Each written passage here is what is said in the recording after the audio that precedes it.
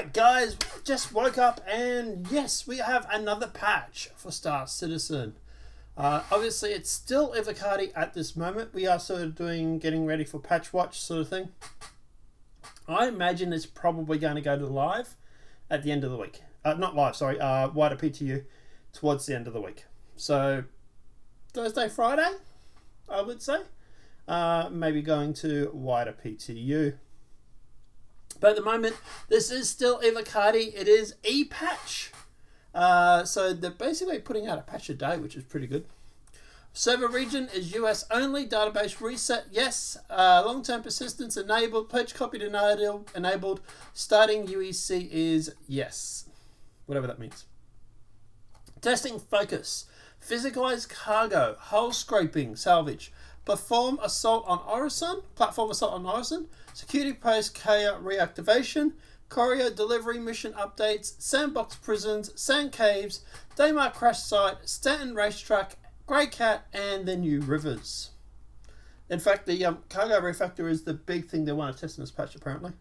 So known issues. Cargo selling should be in a fully functioning state in this build, and if you see any locations that aren't working to trade and sell commodities like normal, please IC it with as much detail as the location and the location and the location. Sorry. So good to see that they got the cargo refactor working now. Character customizer stuck on saving character on the front end menu after the first time during the PU. Pez Cortec characters not properly stowed after logout, able to observe while not logged in by other accounts. Able to be observed while not logged in by other accounts. Okay. Multi-vehicle VMA vehicles UI unable to customize any ship within the vehicle manager. More than one player can load into a hab at the same time.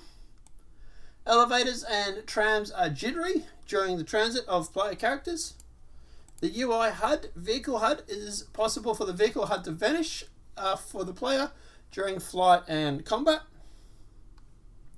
Stanton interactions, terminals are not responsive and sometimes are not resetting. Performance, third-person camera, massive stutter when using external view. Orison, mission content, locations, a hostile AI is stuck inside a wall at HMRA, and one hostile appears to be missing at BWDG for bounty missions. So it's the bounty assignment Neil Garrison mission. So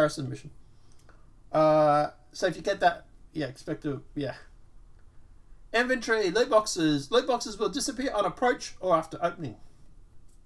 That could be problematic. Features, updates, locations, racetrack and the time trial mission polish pass. So they increased size of checkpoint area action areas, general lighting and set dressing polish for all racetracks, updated mission markup on both Lawville and outskirts and Snake Pit to move starting point down in order to encase entire area so ground vehicles can compete. Don't know what they mean by that, but anyway. And they also gave Korea a polish pass. Gameplay, prison activation polish. Updated the action area of the prison escape route to stop the objective being triggered too early and updating the mission to fail on death of the player. Slightly reduced the reward of the repair oxygen kiosk missions. Ship and vehicles, temporary disabled soft death on the Cutter Isle and the Reliant ships. Okay. Weapons and items, multi-tool salvaging attachment, damage polish pass. They went through and they did further rendering performance pass on Gen 12, which is good.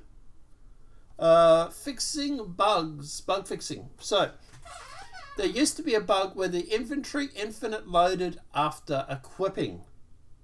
We noticed that in as far back as 3.16, 3.17. I think it was 3.17 actually. But they have fixed that apparently. There's also a bug where inventory unable to equip an undersuit after forcing respawn. Apparently they fixed that. They've fixed the client global performance Client will stall for the player for a moment after interacting with kiosk. So that's been fixed. Hurston, Lawville, Mission Giver locations. Lawville Mission Givers are not present. Clovis, Constant, Miles, Urquhart, that's been fixed. So they are there now. Character locations. Players will spawn in without a body when loading into a PU for a crash client. That has been fixed. They've also fixed New Babbage transit locations, elevators not working. They've also fixed the actor feature Moby Glass random Moby activations. That's weird. They've also fixed the derelict colonial outposts. So there was no spawn resets have been made for the AI, and a number of derelict colonist outposts that's been fixed. They fixed the caterpillar derelicts. Missions, so eliminate specific missions can assign the wrong crash sites, preventing the mission from being complete. That has been fixed. They've also fixed the mission content hacking. Comaray mission failed to upload or find a locker to pick up a hacking chip. So that has been fixed. The delivery missions, content, UI, objectives do not appear on HUD upon accepting the mission. It's been fixed. Multiple replacement balls in SPK has been fixed. Sand caves, art, graphics, locations, replace me textures and shadows can be seen in sand caves. It's been fixed. Vehicles and pilot seats in the Freelancer does not slide forward when the player enters it. It's been fixed. The medical screen on the medical bed of the Carrack doesn't respond to the player UI. It's been fixed. Scorpius ship's access to the point of the external storage does not highlight when the player attempts to interact with it. It's been fixed. Drake Herald. Damaged players are damaged. Players can see through the ship if it's been damaged. Been fixed. Numerous panels and doors throughout the 890 that exhibit vis area issues has been fixed. I wonder if that's the one where it's sort of like, like you'd see through the doors and stuff. Hopefully. We noticed that also in 3.17.4, I think. 3. Fixed the Carrack ship, which also had ship decals not been destroyed. And they've also fixed the cutter, which has 4 shield facings when it should not. So I presume it's got 2.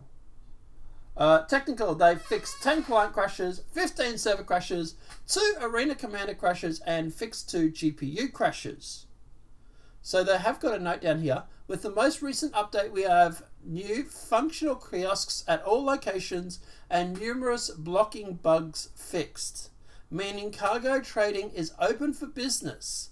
Grab your favorite trader and start making some runs. Let us know via issue council if you encounter a location that doesn't have the proper kiosk setup.